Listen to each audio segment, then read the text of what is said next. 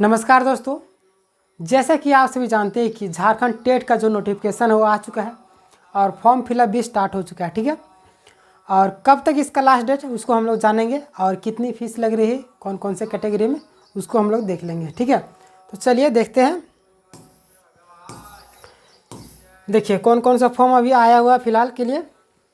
Uttarakhand TET उसका भी form आया हुआ, प्लस में झारखंड टेट जिसको अभी हम लोग एक्सप्लेन करेंगे। फिर देखिए नेवी INCET का भी फॉर्म आया हुआ और RRB JEE, ठीक है, इसका भी फॉर्म आ चुका है। और CTET जो कि जुलाई में था उसका रिजल्ट आ चुका है। और SSC MTS का भी फॉर्म आ चुका है।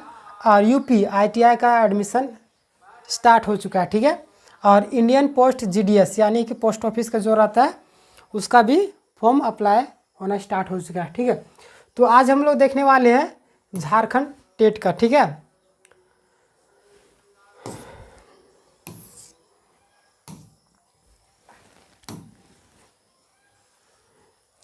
देखिए ये है सरकारी रिजल्ट। ठीक है, डायरेक्ट आपको ऑफिशियल वेबसाइट से दिखा रहे हैं, कोई भी एडिट किया हुआ नहीं है। ठीक है, पोस्ट का नाम क्या है? Jharkhand teacher eligibility test JAC JSTET, यानी कि झारखंड एकेडमिक काउंसिल जो है वही इसको कंडक्ट करवाते। ठीक है, 26 जुलाई 2024 6:41 PM में क्या हुआ था, ये नोटिफिकेशन आया हुआ था। ठीक है, शॉर्ट में इंफॉर्मेशन दिया गया है। Jharkhand academic council JAC Ranchi has release the Jharkhand teacher eligibility test JTET। ठीक है, Jharkhand TET exam 2024 those candidates who are interested, यानी कि जो इंटरेस्टेड है इन दिस JTET मतलब Jharkhand TET 2024 primary and junior level exam can apply online form 23/7/24। ठीक है, यानी कि 23, ठीक है, 7/2024 से क्या हुआ था, फॉर्म फिलअप स्टार्ट हो गया था। ठीक है, और इसका लास्ट डेट कब है, देखिए 22/8/24। ठीक है, लास्ट डेट जो है 22/8 को है। ठीक है,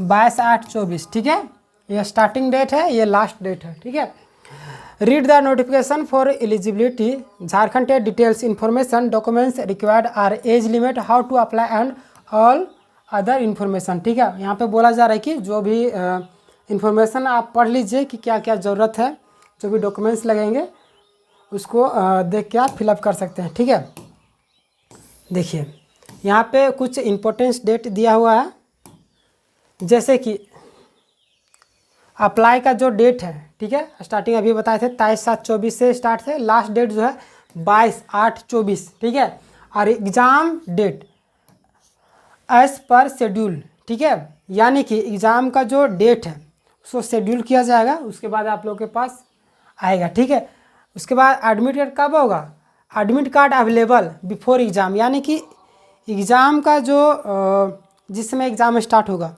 उससे कुछ दिन पहले आपको एडमिट कार्ड भेज दिया जाएगा आपके पास। ठीक है, आंसर की अवेलेबल आफ्टर एग्ज़ाम, यानी कि आंसर की एग्ज़ाम के बाद उपलब्ध करा दिया जाएगा। ठीक है, तो चलिए अब देखते हैं हम लोग नोटिफिकेशन को। ठीक है, उसको डाउनलोड करते हैं, ये आपका दिया हुआ है, देखिए डाउनलोड झारखंड टेट नोटिफिकेशन।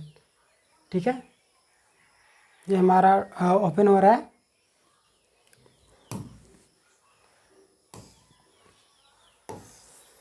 देखिए ये आपका ऑफिशियल जो नोटिफिकेशन था जो कि वेबसाइट में डाला गया था, ये है आपका। ठीक है, झारखंड अधिविद्य परिषद रांची।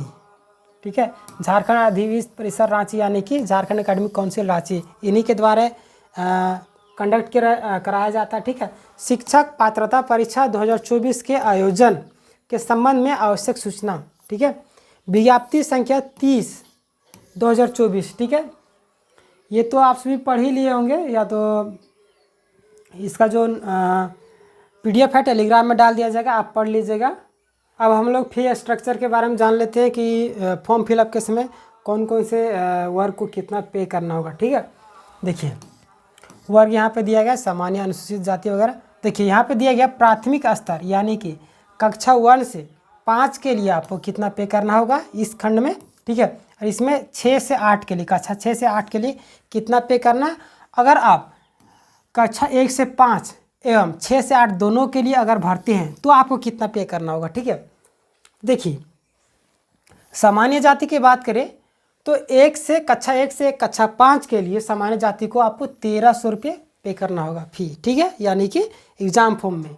उसके बाद आपका 6 से 8 के लिए, कक्षा 6 से 8 के लिए उसमें भी आपको सामान्य जाति में 1300 ही पे करना होगा। और अगर दोनों भरते हैं कक्षा 1 से 5 और 6 से 8 अगर दोनों भरेंगे तो आपको 1500 रुपये फी पेमेंट करना होगा। उसके बाद आपका फॉर्म फिलअप होगा। ठीक है, उसके बाद देखते हैं अनुसूचित जाति। ठीक है, अनुसूचित जाति में आपको 1 से 5 के लिए आपको 700 रुपये पे करना होगा और 6 से 8 के लिए आपको 700 रुपये पे करना। अगर दोनों भरते हैं तो 100 रुपये केवल बढ़ाया गया। ठीक है, यानी कि 800 रुपये आपको पे करना होगा। ठीक है, उसके बाद अनुसूचित जनजाति, उसमें आपको कक्षा 1 से 5 के लिए अगर भरते हैं तो 700 रुपये पे करना होगा और 6 से 8 के लिए अगर भरते हैं उसमें भी आपको 700 रुपये फी पे करना होगा। ठीक है, और अगर दोनों भरते हैं 1 से लेके 8 तक तो आपको 800 रुपये फी पे करना होगा। ठीक है, अगर आदिम जनजाति की बात करें तो 1 से 5 के लिए अगर फॉर्म फिलअप करते हैं कक्षा 1 से 5 के लिए तो आपको 500 रुपये पे करना होगा फी। ठीक है, उसके बाद अगर 6 से 8 के लिए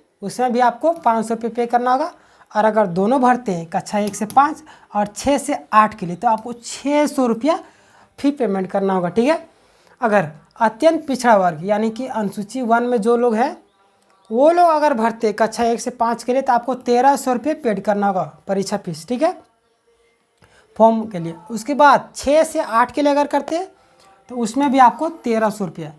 अगर कक्षा 1 से 5 और 6 से 8 दोनों के लिए करते हैं तो 1500 रुपया आपको जनरल की तरह इसमें देना होगा। ठीक है, अगर पिछड़ा वर्ग अनुसूची 2 में जो लोग आते हैं उसमें 1 से 5 के लिए 1300 रुपया आपको फ़ी कटेगा और 6 से 8 के लिए 1300 रुपये इसमें भी कटेगा और दोनों भरते हैं तो 1500 रुपया। ठीक है, ये देख लीजिए। अगर आर्थिक रूप से जो कमज़ोर वर्ग है EWS, ठीक है, अगर 1 से 5 के लिए फिलअप करते हैं तो 1300 रुपये उनका जो फ़ी कटेगा और 6 से 8 के लिए अगर करते हैं तो उसमें भी 1300 रुपये कटेगा और दोनों करते हैं तो 1500 रुपया। ठीक है, और दिव्यांग के लिए 700 रुपये रखेगा 1 से 5 के लिए और 6 से 8 के लिए 700 प्लस में अगर दोनों भरते हैं तो 800, यानी कि अगर दोनों भरते हैं तो 1500 से ज़्यादा नहीं लिया जा रहा है। ठीक है, और मिनिमम दोनों अगर भरते हैं तो 600 रुपया। ठीक है, ये आप अपना कैटेगरी के हिसाब से आप देख लीजिएगा। ठीक है, देखिए आगे जो दिया गया है, शुल्क की राशि जमा करने के पश्चात उक्त राशि वापस योग्य नहीं होगा। ठीक है, यानी कि ये जो आप फी पेमेंट करेंगे एग्ज़ाम फॉर्म भरने में वो आपका रिफंडेबल नहीं होगा। ठीक है, अभ्यर्थी ऑनलाइन भरे जाने वाले आवेदन में सभी प्रविष्टियां सही एवं त्रुटि रहित करेंगे। ठीक है, यानी कि बिना गलती के भरेंगे। आपके द्वारा भरे गए प्रविष्टियों के आधार पर ही परीक्षा का प्रवेश पत्र यानी एडमिट कार्ड, परीक्षा फल का प्रकाशन एवं प्रमाण पत्र निर्गत किया जाएगा। ठीक है, आप अगर गलत भर देंगे तो उसी के हिसाब से क्या होगा, आपका जो भी एग्ज़ाम का रिजल्ट आएगा, जो प्रमाण आपको मिलेगा वो सारी चीज़ें उसी के हिसाब से आएंगे। ठीक है, इसलिए गलत नहीं करना। ऑनलाइन भरे गए प्रविष्टियों में बाद में या परीक्षा फल प्रकाशन के उपरांत किसी भी प्रकार का संशोधन संबंधी आवेदन स्वीकार नहीं किया जाएगा। यानी कि परीक्षा जब रिजल्ट आ जाएगा उसके बाद आप बोलेंगे कि ये मेरा मिस्टेक से गलती हुआ था तो वो एक्सेप्ट नहीं किया जाएगा। ठीक है, अतः आवेदक सभी प्रविष्टियां ध्यानपूर्वक भरेंगे। ऑनलाइन भरे गए आवेदन प्रपत्र ही स्वीकार किए जाएंगे। ठीक है, यानी कि आपको ध्यान से भरना है और जो आप भरेंगे उसी को स्वीकार किया जाएंगे। ठीक है, किसी अन्य माध्यम से भेजे गए आवेदन प्रपत्र स्वीकार नहीं किए जाएंगे। यानी ऑनलाइन जो आप फिल करेंगे उसी को मान्यता प्राप्त किया जाएगा और किसी तरीके से अगर आप फॉर्म फिलअप करते हैं तो उसको मान्यता नहीं मिलेगा। ठीक है, प्रवेश पत्र वेबसाइट से डाउनलोड करने की तिथि एवं परीक्षा की तिथि बाद में प्रकाशित की जाएगी। डाक या किसी अन्य माध्यम से किसी भी अभ्यर्थी का प्रवेश पत्र नहीं भेजा जाएगा। यानी कि क्या बोला जा रहा है यहाँ पे कि एडमिट कार्ड जो है आपको वेबसाइट में ही मिल जाएगा। किसी भी तरीके से जैसे पोस्ट ऑफिस वगैरह से भी आता है ना एडमिट कार्ड, तो आपका पोस्ट ऑफिस से एडमिट कार्ड नहीं जाएगा। यानी कि आपको डाउनलोड करना होगा, वेबसाइट में अपलोड कर दिया जाएगा एग्ज़ाम से पहले, ठीक है। आवेदन प्रपत्र के अंकित सूचनाओं की सत्यता की जांच नियुक्ति के समय की जाएगी, ठीक है। यानी जिसमें आपका नियुक्ति होगा उसमें आपका जो भी डॉक्यूमेंट्स है, जो मेन सर्टिफिकेट है, उसकी जांच की जाएगी, उससे पहले नहीं, ठीक है। यदि उक्त क्रम में कोई भी सूचना भ्रामक, त्रुटिपूर्ण, अपूर्ण या असत्य पाया जाएगा तो शिक्षक पात्रता परीक्षा के लिए उनका अभ्यर्थित्व, यानी कि जिस चीज़ के लिए वो अप्लाई किए हैं, ठीक है, यानी परीक्षा उत्तीर्ण होने के बाद भी स्वतः रद्द समझा जाएगा। अगर आपका कोई भी फॉर्जरी पाया जाएगा सर्टिफिकेट, डॉक्यूमेंट्स या कुछ भी चीज़ में, तो आपकी जो एग्ज़ाम का है उसको रद्द समझा जाएगा रिजल्ट को, ठीक है। इसकी संपूर्ण जवाबदेही संबंधी अभ्यर्थी ही होंगे, यानी कि इसका जो उत्तरदायित्व है आपको खुद लेना पड़ेगा कि ये आपका जो डॉक्यूमेंट्स है गलत है, यानी फॉर्जरी वगैरह कुछ भी मिलेगा आपका डॉक्यूमेंट्स पे तो उसके जवाबदेही आप खुद रहेंगे, ठीक है। देखिए और आगे क्या बोला जा रहा है, 7 नंबर में दिया गया कदाचार के आरोपित अभ्यर्थी को अगले 2 परीक्षा तक पात्रता परीक्षा में सम्मिलित होने से वंचित कर दिया जाएगा, ठीक है।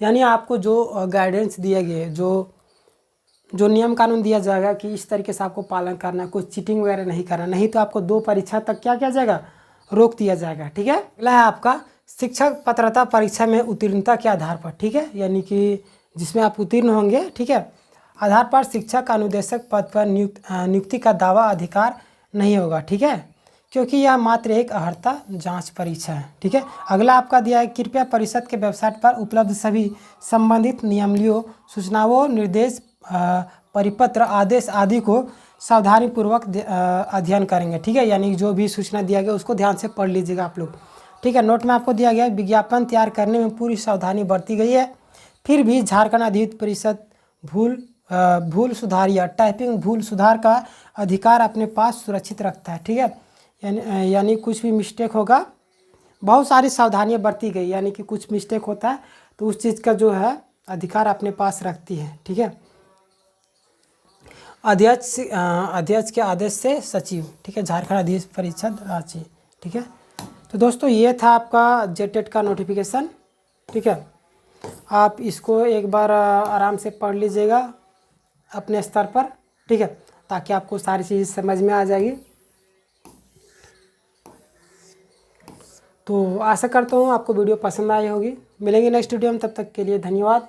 अगर आप हमारे चैनल में नए हैं तो चैनल को ज़रूर सब्सक्राइब कीजिएगा, ठीक है। धन्यवाद।